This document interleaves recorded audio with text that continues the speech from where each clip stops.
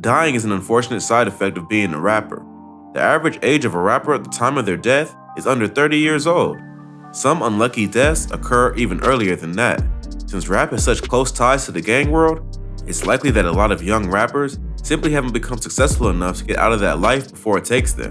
Other rappers get caught up in drug culture and addiction. Whatever the cause of death, losing these talented musicians so young is tragic. Here are some of the most recent rappers that were gone by the age of 21. Pop Smoke. Brooklyn-born rapper Pop Smoke was one of the biggest acts to come into the rap scene in 2019. Growing up in New York, he was lucky enough to live around rappers and producers. He started hanging out with them as a teenager, learning all about the recording process, from the equipment to the writing.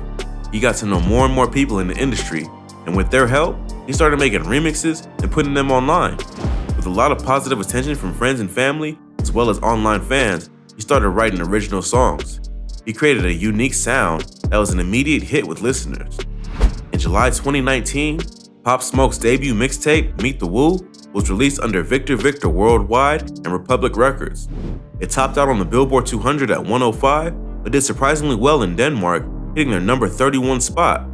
The lead single, Welcome to the Party, brought tons of fame and money his way, and when Nicki Minaj released a remix of it, his name went mainstream. Fans wanted more.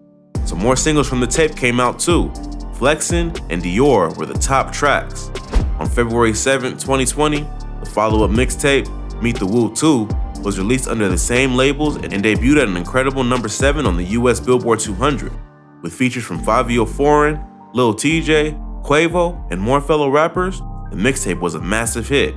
So big that 5 days later, he released a deluxe edition with even more features from Nav, Gunna, and PNB Rock. Sadly, Pop Smoke would only be able to enjoy that success for 1 week, because on February 19, 2020, he was shot and killed during a home invasion. Let's go back to the beginning. The story of Pop's early death begins the day before the murder took place. The rapper was riding the high of the success of the Meet the Woo series. He was working with established artists and was even setting up to work on his debut studio album. He made a post to Instagram showing off a couple of gift bags that were given to him. One bag had a tag that clearly showed his home address. All of his followers saw it, and not all of his followers were fans. A couple of hours later, he made another IG post, an image of him and a friend hanging out in his car in the driveway of his house, posing with stacks of cash. The temptation of all that cash and knowing exactly where to get it was too much for some teenage followers, so a group decided that they'd head over and take what they wanted. 4 teens, aged 15 and 19, entered the home with loaded guns to look for money, jewelry, and anything else of value. They found Pop Smoke alone and started firing, hitting the rapper several times. A friend in the house called 911 as the intruders fled, and Pop was rushed to Cedars-Sinai Medical Center in Hollywood. He was pronounced dead a few minutes after arriving at the ER.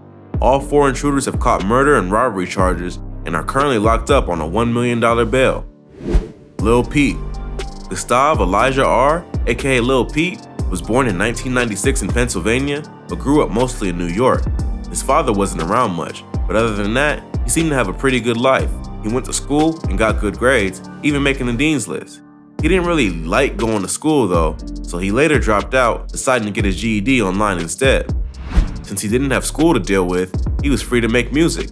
After a while, he had a pretty healthy following on YouTube and SoundCloud. At 17, he got a face tattoo and moved to Los Angeles to follow his passion for music. Without any money, Lil Peep was mostly homeless, bouncing between friends' couches and park benches. But living in LA exposed him to members of the hip-hop industry that would help him get started. With their industry know-how, he released his debut mixtape, Lil Peep Part 1, in 2015. It grabbed thousands of plays in its first week, catapulting Peep into real fame. He joined First Access Entertainment in 2016 in a venture to invest and advise him on his career. In other words, they would manage him, make sure he got paid well, and would take a cut from his success. With a big company behind him, he was putting out song after song and even started touring in 2017. After that tour was finished, Peep decided to move to London, where he could get away from all the drama back home and just focus on making music. He recorded a ton, putting out tons of mixtapes and an EP. His debut studio album, Come Over When You're Sober, Part 1, was released on August 15, 2017. It was his first and only album. In September 2017, Lil Peep started his first ever world tour. beginning in the UK before moving on to Germany and then back home to the US. On November 15th, Peep was in Tucson, Arizona for a tour stop. In the hours before the show was supposed to start, the rapper started posting to Instagram, saying that he had taken a bunch of magic mushrooms and concentrated THC. That might set you up for a bad time, but it won't kill you. People who saw it didn't overthink it, but when he started posting about taking a bunch of Xanax pills, followers were concerned. He even showed a video clip of him taking an unidentified pill. The final post was captioned, "When I die, you'll love me." He then went to take a nap just before 6 p.m. His manager checked on him a couple of times and found him to be sleeping soundly and breathing fine, but the third time he checked, Peep wasn't breathing. Medics arrived and pronounced him dead at the scene. The final cause of death was ruled to be an accidental overdose. He was positive for weed, cocaine, painkillers, and several opioids, including oxycodone. Several tributes followed his death at age 21, with artists like Trippie Redd, Lil Uzi Vert, Dua Lipa, and Post Malone coming out to give their condolences. Juice WRLD. Juice WRLD first entered the music scene in Chicago in 2015 with the track Forever at 17. Inspired by a unique blend of musicians, including Fall Out Boy, Black Sabbath, Wu-Tang Clan, and Megadeth, he brought emo rap to mainstream listeners. His artistic style was unique in hip-hop and had been called rock-leaning and gender-bending. His lyrics are targeted to broken hearts and hurt feelings, which converted some rock and punk listeners to the hip-hop side of music. There's a reason his lyrics were so dark and sad. His mother says that he had been dealing with anxiety and depression throughout his life. He also had a long history of drug abuse. In an interview, he says that drugs open doors to feel emotions that you probably wouldn't feel. It can destroy you, utterly destroy you. He fought hard to stay off pills like Xanax and Percocet, saying, "I smoke weed, and every now and then, I slip up and do something that's poor judgment. I have a lot going for me." He did have a lot going for him, that's true.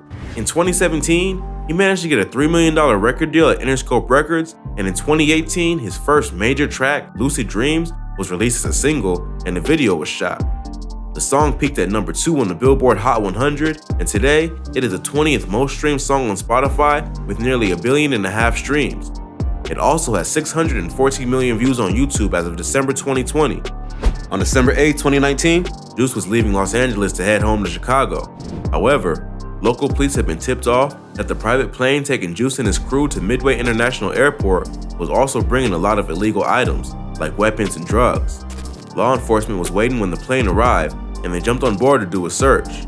Juice got a bit freaked out by what they were going to find on him, so he swallowed a bunch of prescription-less Percocet pills to hide them.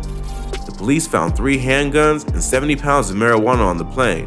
They hadn't even finished their search before things went south. While the cops were searching, Juice WRLD started having a seizure. They suspected that it was due to an opioid overdose, which was correct, and gave him 2 doses of Narcan. They were able to get him to the hospital, but he was pronounced dead soon after arriving.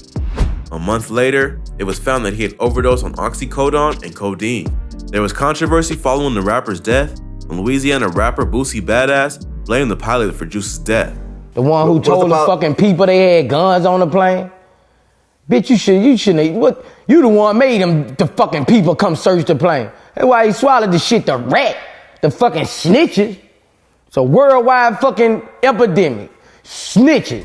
When the pilot noticed what his passengers were bringing on board, like a large number of drugs and guns, he contacted authorities.